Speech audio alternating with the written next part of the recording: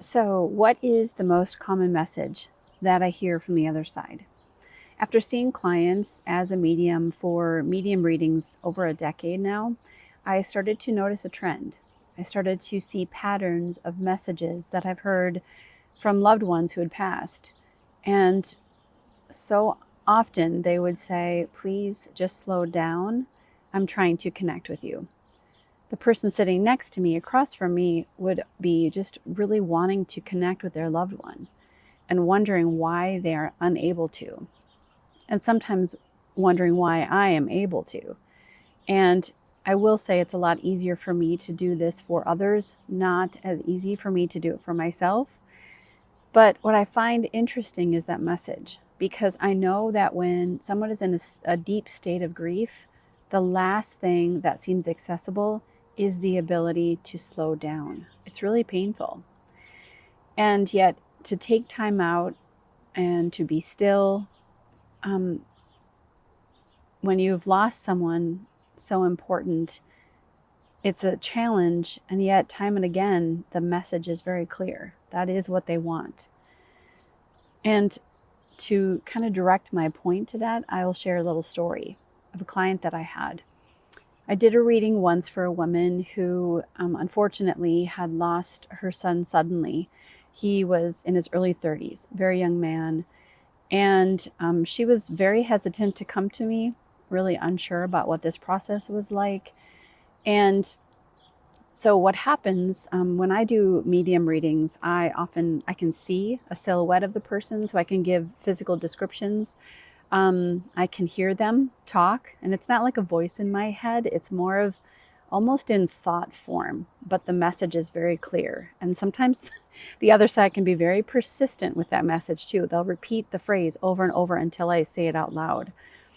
And I do smell things sometimes also. If someone has like a familiar perfume or something, or it's a fascinating way that they come to me. I'm very honored to be able to understand it a little bit and then be able to translate it. I truly feel like a translator. So this individual, this woman, like I said, she was struggling to kind of hear the messaging and to slow down. And what her son had showed me was that she often walks her dog on this path. And I started to see her son had showed me like this path that was made, had mulch all over the path. It was a very wooded, tree lined area. It was gorgeous, actually. And I said, I started to say, "You walk your dog every day." And instead I said, "Sorry, you have a dog, right?" And to which she said, "Yes." And I said, "You walk your dog every day?" And she said, "Yeah."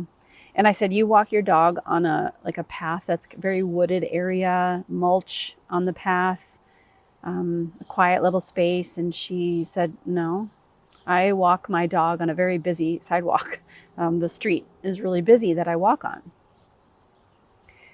And I, kind of checked in with him, her son again, and it was kind of in my mind like, this isn't the right information. And he's like, he reaffirmed it and said, "Yes, mulch path, lots of trees."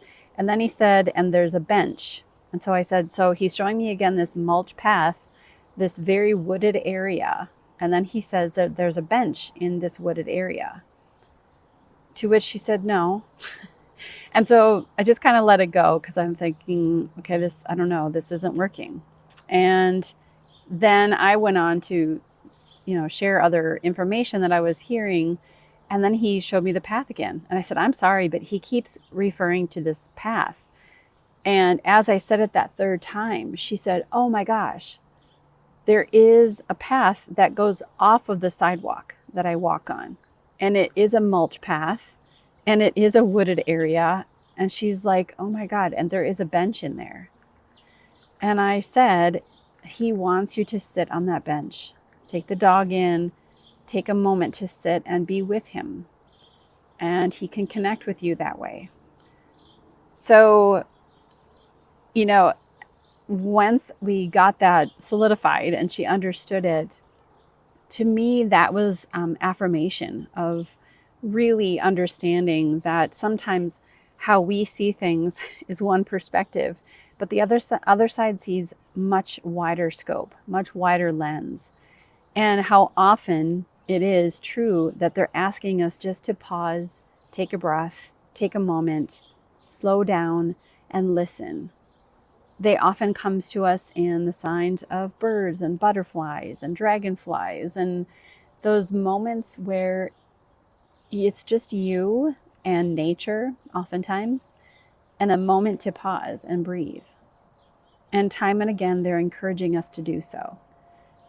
Like I said, I know that when you are in the new stages of grief, and it's hard to even catch your breath, let alone you don't want to slow down. You need to keep going. Otherwise, you really feel that you might just crumble. I understand that. And I want you to know that on the other side, they are always very well aware of how much pain you're going through. And one of their main goals is to show you how much that they love you and how much that they just want comfort and peace for you. And part of that process is slowing down and offering them the opportunity to connect. Thank you for listening. I appreciate. Please like and subscribe and share this page, and listen for more stories like this. Check back on the channel for more content that provides you with the options and opportunities towards the path to easing pain. I wish you well on this journey of deep grief and sorrow. I wish you comfort and peace, and thank you for listening.